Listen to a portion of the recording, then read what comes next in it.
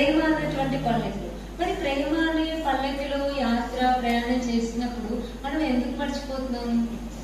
ఇందాకే చెప్పాను కదా లాస్ట్ పాయింట్, బాబా మేము మర్చిపోతున్నాం అని చెప్పేసి.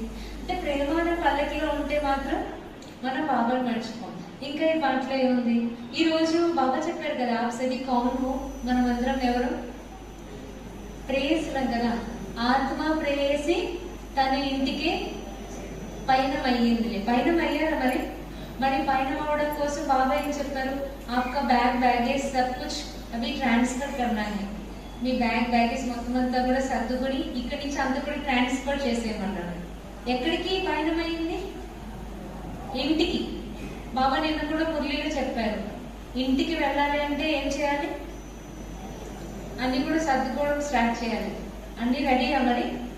సర్వగుణాలు, సర్వశక్తులు, ఖజానాలు అన్ని రెడీ అవ్వరు. రెడీ అమలాపురం పరివారం బాగా అన్ని రెడీ నిజంగా. అచ్చా, ఇంకా ఏముంది ఇందులో ఈ పాటలో? మోహం యొక్క సంఖ్యలలో నుంచి బయటికి రమ్మని చెప్పారు. ఇంకా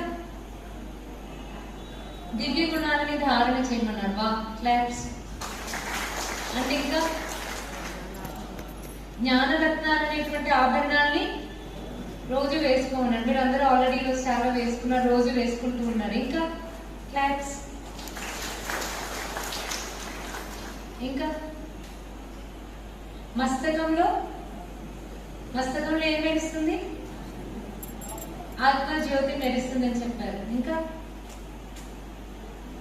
మోస్ట్లీ అన్ని పాయింట్స్ కవర్ చేశారు. ఒకసారి విందాం.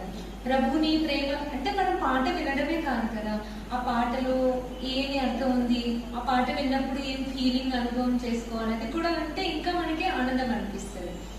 ప్రభుని ప్రేమ పల్లకిలో సాగేనులే, యాత్ర సాగేనులే, ఆత్మ ప్రేయసి తన ఇంటికే పయనమైందిలే, ప్రియుడైన బాబా నీ జతలోనే ధామానికే చేరే.